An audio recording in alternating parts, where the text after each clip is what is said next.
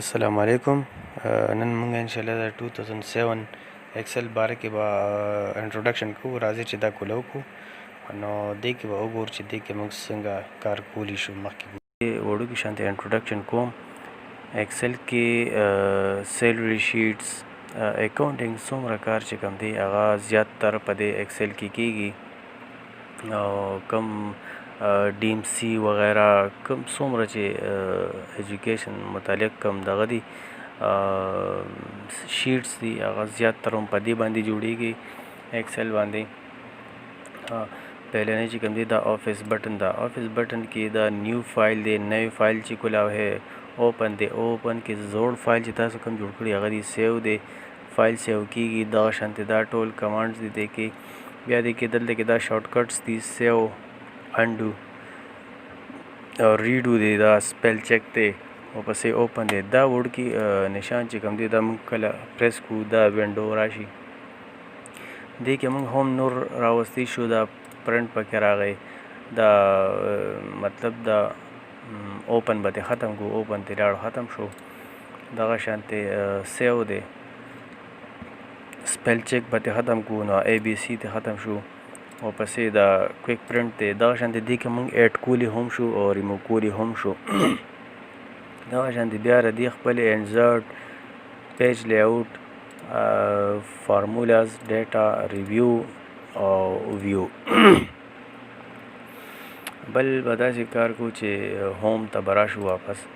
دې کې دا فانټس دي دې ځنه ډیزاین د فانټس ورکولی شو بیا دا بولډ او ایټالیک پترس او یو چې کوم دی دا انډرلاین دی دې ته لاین راتلی شي دغه شانتې دا سایز دی دا د دې باکس چې کوم دی دا مطلب موږ داسې کو او دلته کې موږ دې له ورکو دا کلر دې کې به دا شیټس راښکاره شي دا په پرنټ کې زیات تر کار کوي په پرنټ کې به دا ښکاري که نه نو دغه شانتې دې له مختلف قسم موږ ورکولی شو چې نو بارډر شي نو دا به ختم شي او آل بارډرز کې چې کوم دی نو هغه راتلی شي دغه شانتې که موږ صرف چوکور ورکوو نو آوټ سایډ صرف دا لاینونه به راشي. ها اچھا ورپسې بیا راځو دا ډبې جوړ دی فیل کلر دا چې موږ ورکو نو ټول دغه کلر ورغی دې کې اوس دا لاینونه غیب شو دې له چې موږ دلته کې راشو او آل بارډرز ووهو نو دې کې دا بارډرز راشي دغه شانتې دې کې موږ لږه لیکۍ وکړو او بیا په دې باندې کلیک کو او دا ای ووهو نو دا ریډ شي دا فانټ کلر دی او دا فیل کلر دی دغه شانتې دا ټول الایمنټ او دا سنټر لیکل سنټر کې کول وغیرہ دا ټول به انشاءالله موږ نیکسټ دغه کې بیا استعمالیږي ورو او موږ به انشاءالله په دې باندې داسې کار کوو چې کوم بیسک استعمالیږي ایکسل موږ به صرف زیات تر په هغې باندې فوکس کوو چې یو کس په ښه طریقې سره یو آفس کې کار کوي او هغه